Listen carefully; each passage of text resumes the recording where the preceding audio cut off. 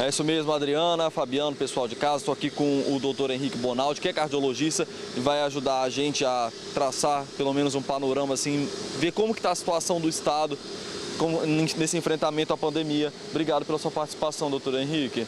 Tudo bem, Álvaro. Obrigado vocês aí por estarem disponibilizando esse tempo para a gente passar a informação para frente. Então, doutor Henrique, quando que o senhor acredita que a gente vai ter, assim, o ápice da curva de contaminação e que ela vai começar a cair? Álvaro, isso é muito difícil, porque basicamente nós precisamos pegar aproximadamente 50% a 60% da população para que depois esses indivíduos já contaminados e já com doença resolvida sirvam de um certo bloqueio. Esses indivíduos vão voltar à rua e vão servir como bloqueio.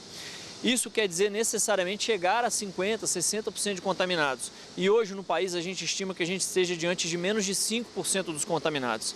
E quanto mais gente contaminada, maior o colapso da área da saúde. Então, por isso, o isolamento, o distanciamento social é importante. Para que a gente consiga atingir 50%, 60%, mas de uma forma mais diluída ao longo de tempos. Daí a dúvida, daí a incerteza que nós da medicina temos de quando é que isso vai acontecer.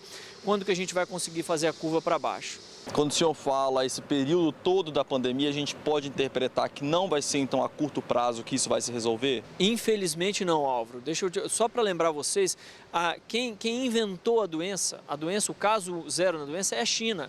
Uma grandíssima potência econômica, uma grandíssima potência na área da saúde, em termos de tecnologia, e os caras estão desde dezembro com essa doença na mão e eles não controlaram de outro jeito que não. Distanciamento social, isolamento social, fazer triagem e testar o máximo de gente possível, conseguir controlar, hora sai na rua para trabalhar, hora volta para casa, porque tem a tal da segunda curva. Então basta que a gente olhe para fora, não sou eu que estou falando, olha para fora e entenda, a China, que é uma potência, não inventou nem remédio para segurar a doença e nem vacina, infelizmente. Pois é, o Estado vai começar a fazer um inquérito sorológico para poder tentar traçar um panorama mais fidedigno. O senhor acha que isso vai ser uma ferramenta útil? É sempre uma ferramenta útil. Por quê? Álvaro, hoje a gente pede para que 99%, 95% da população que tem a doença ficar em casa. Quem são esses 95%? É o cara que teve só tosse e febre. Esse cara que evoluiu bem, a gente não pediu nem para ele ir para o sistema de saúde para ser testado no PCR, achar o vírus no sangue do cara, fechado? Para isso, eu vou precisar entender quantos indivíduos já pegaram a doença. E esse inquérito sorológico é de suma importância. Por quê? Se eu já peguei a doença, Álvaro, basta que agora eu saia na rua. Eu consigo carrear a doença de um lugar para o outro através de contato com o Covid com a mão, mas eu não mais pego a doença. Consequentemente, eu não passo mais para tais 4 pessoas, né? Esse vírus passa de cada indivíduo para pelo menos 4 outros. Se eu já peguei a doença, eu bloqueio a doença em mim. Ela chega em mim e ela não passa para mais 4. Isso é uma forma interessante e importante para que a economia comece a girar de novo. Solta na rua a população que já pegou a doença. Isso é de suma importância. Então a gente pode afirmar categoricamente que pessoas que já tiveram a doença não vão voltar a tê-la? Infelizmente, nós não podemos. Tem 2 dados importantes nessa história. O primeiro dado, Álvaro, é que tem uma série de quase 150 pacientes na Ásia que testaram positivo de novo para a presença do vírus. Faz o teste, evolui bem da doença, resolve. Quando começa a fazer sintoma de um outro quadro gripal, os caras resolveram testar de novo. O que tinha dentro do cara? O mesmo vírus. Então a gente não está diante de uma doença que é 100% de certeza. Mas perceba, são 150 casos em milhões de casos no mundo. Então isso é muito baixo, fechado? Isso é importante ser dito. A outra coisa é que existe série descrita hoje, cientificamente, tecnicamente comprovado, que esse indivíduo solta o vírus por urina, por exemplo, por 28 dias. Não é só por 7, 10, 12 dias como a gente achava. Tanto é verdade que quando você faz sintoma, o pessoal da medicina do trabalho está afastando por 15 dias. Porque em todo outro quadro gripal, influenza, vírus sincicial respiratório, 15 dias basta para o cara se resolver e não eliminar mais vírus. Essa doença, infelizmente, tem séries mostrando que o indivíduo consegue contaminar um outro por mais de 28 dias. Pela urina e pelas fezes, não é mais só pelo sistema respiratório, mas existe essa possibilidade. O que nos dá a incerteza dessa resposta. Eu não consigo te dar essa resposta, infelizmente.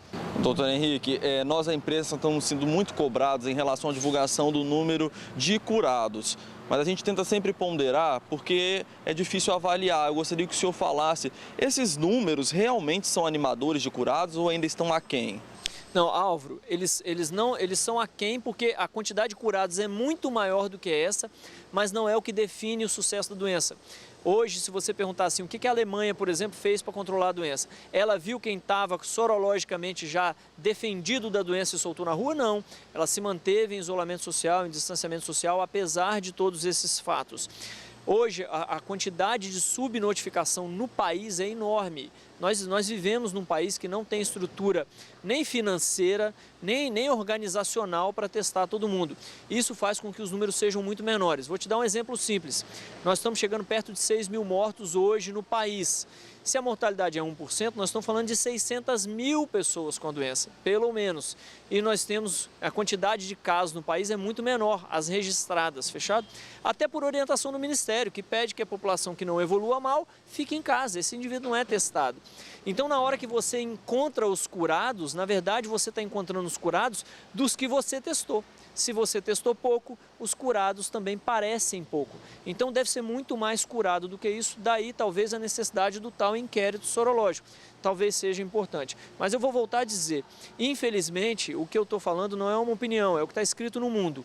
Não é isso que resolve a doença. O que resolve a doença é corresponsabilização. É eu entender que eu faço parte da doença e mudar o meu hábito para controle dessa doença. Doutor Henrique, só para a gente encerrar, eu gostaria de que, claro, se o senhor puder, falar para a gente se o senhor acredita, com base na ciência, de que a gente vai ter que conviver com a Covid-19, assim como a gente convive com outras viroses que estão aí o tempo inteiro. Vou citar aqui, por exemplo, posso estar errado, mas a dengue. A dengue é um problema que a gente já enfrenta há muito tempo. Todo ano a gente tem um surto e a gente teve que aprender a conviver, está tendo que lutar sempre contra ela. A Covid pode se transformar em uma dessas doenças? Álvaro, perfeito a sua colocação. Perfeita. A doença que eu não invento uma vacina efetiva, eu preciso conviver com ela. A doença que eu invento uma vacina efetiva, eu não preciso conviver com ela. Vou dar um exemplo muito simples da febre amarela. A febre amarela, a gente conseguiu fazer uma vacina efetiva tal que a febre amarela, ao longo do tempo, foi se extinguindo. Boa parte das doenças infecciosas que a gente vacina os nossos filhos, elas são extintas pela presença da vacina. Temos vacina para o Covid? Não temos. Existe essa chance para daqui 30 dias? Também não. É um vírus muito difícil de se produzir vacina contra ele. E vamos dizer que a gente inventasse a vacina para amanhã. Ela vai demorar 60 dias para chegar nos postos para que a gente seja vacinado. Então, infelizmente, para aquela doença infecto-contagiosa que a gente não tem vacina, só nos resta uma coisa, chamada hábito. A semelhança do que aconteceu com a dengue, é preciso que a gente tenha hábitos bons, diferentes. Que hábitos são esses? Distanciamento social de pelo menos 2 metros, o uso da máscara, uso racional e devido da máscara, tem que saber usar a máscara, não pode pôr a mão na máscara, manipular a máscara sempre pelas alças, trocar a máscara a cada 2 horas contínuas de uso.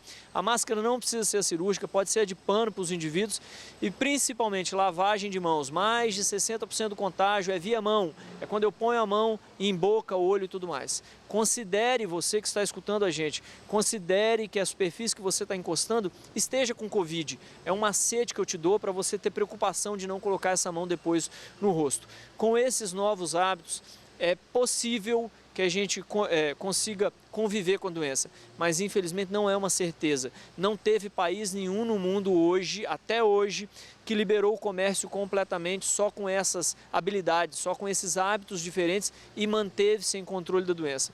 É a primeira vez que nós estamos tentando isso no mundo. Só para a gente então deixar muito claro para o telespectador, nós citamos aqui 2 doenças, febre amarela e a dengue, mas elas têm um vetor que a gente tenta tratar por ali. Nós somos vetores da Covid-19, podemos dizer assim, e isso agrava a situação de contágio. Agrava. Na dengue, o que você faz na dengue? Mata o vetor e evita a água parada. Então, o meu ato, eu, Henrique, é evitar a água parada.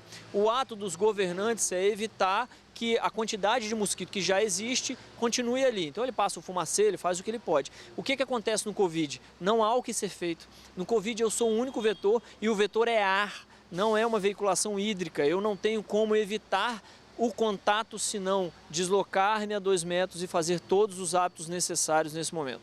Tá certo, doutor Henrique Bonaldi, muito obrigado pela sua entrevista, por ter tirado tantas dúvidas que alguém pudesse ter. Agradeço demais. Álvaro, muito obrigado, parabéns pelo serviço que vocês estão fazendo. A informação ainda precisa correr mais rápido do que o vírus, é extremamente necessário que a gente entenda isso, depositar a responsabilidade da doença num governante, no cara que é seu síndico ou no médico que está na ponta, que é na UTI, infelizmente não é o que resolve no país. É o que a gente vem falando aqui desde o início da nossa cobertura da pandemia, todo mundo tem que fazer a sua parte, só assim a gente vai conseguir ser mais eficaz nesse enfrentamento, superar isso de uma forma mais rápida, é o que está falando a ciência, é o que estão falando também todos os órgãos mundiais de saúde. Adriana, Fabiana, eu volto com vocês no estúdio.